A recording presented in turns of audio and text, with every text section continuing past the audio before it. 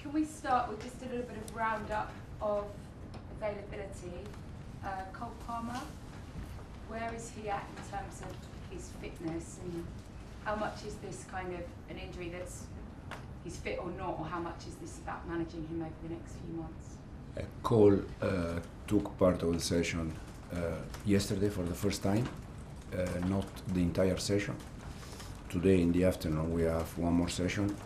We're gonna try with him if we see if it's okay. Otherwise, he will be out tomorrow again. Is this a case of managing him, or is it a case of something an injury that he's got and that he's now fully fit? No, he was injured. He's a recovery from the injury, so he's not managing him. It's just a recovery from the injury.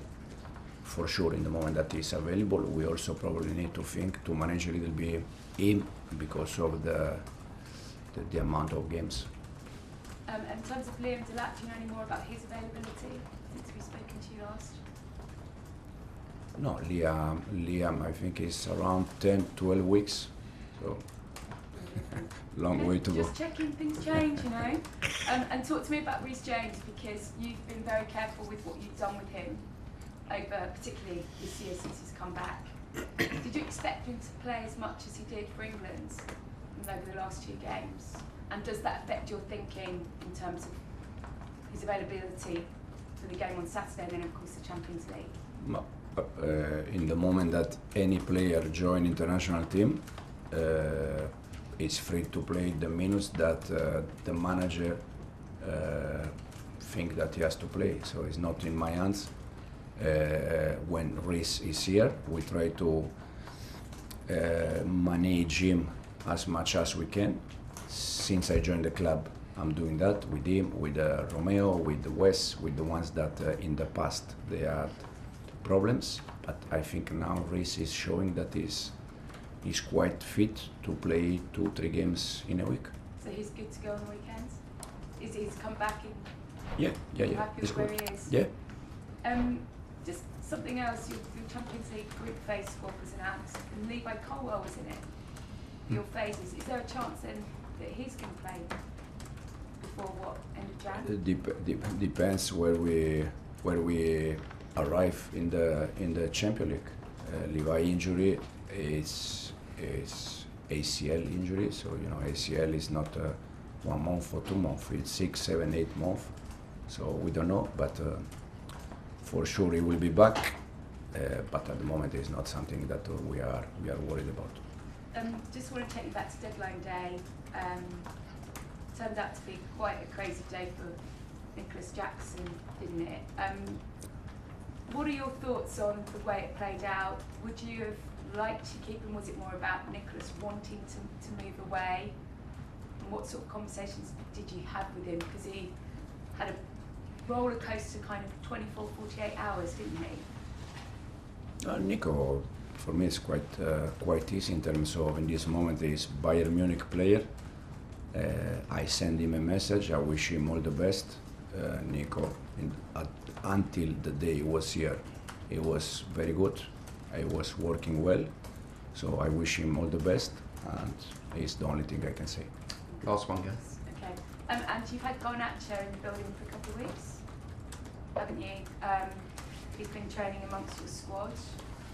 What sort of relationship have you begun to build with him? How have you found him in terms of what you can see of potential, but also him around the place, his personality, how well you think he'll fit in? He's working well. For sure he needs to work because he arrived here probably not 100% fit. So he needs to work. He's working well, and we'll see, but hopefully soon we can give him minutes. Thanks, Gail. Soraya? Morning. You have Brentford next. Chelsea have beaten Brentford away just once since they've been promoted. Obviously last season, you beat them last minute at home and you got a draw away. What makes this fixture so difficult, and even under their new management, what can you expect? I think it's always a tough game.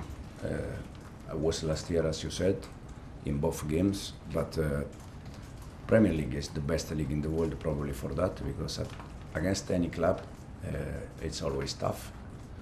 You see, we play 3 games. Palace that is doing fantastic, Fulham, West Ham, it's always difficult. So tomorrow I expect exactly the same. As you said, but only 3 games into the season, but your first big chances created, you joint first for goals conceded, you've got very positive stats. You say you like evolution, the team needs to grow, you like to grow. What do you think the little improvements that you want to make and see more from this squad? Probably in terms of players, I think there is always things that we can improve, and improving players most of the time you improve the team, and then probably for the team we start to add more solution in terms of structure, in terms of be dynamic, and I think we can still add solution on that. You spoke about just player development here. Cucurella, he's had an excellent international break, scored for Spain. He's now one of the first names on the team sheet for you and for his country. Has his development, like his awareness on the pitch, his aggressive, he covers his spaces, his reading of the game has improved? Has that come from you doing something special behind the scenes, or has that just been his natural progression come from him? At the end, it's always about players, no doubt. But I think we said already many times with Cucu, with Enzo, with Moi, I think even Levi, when I joined the club, the situation around these players was a bit different compared to today. And at the end is because the way they want to improve, the way they want to learn, we just give them tools, and then they are the ones that they play the games. Thanks, Soraya. Ian? Hi Enzo, how are you?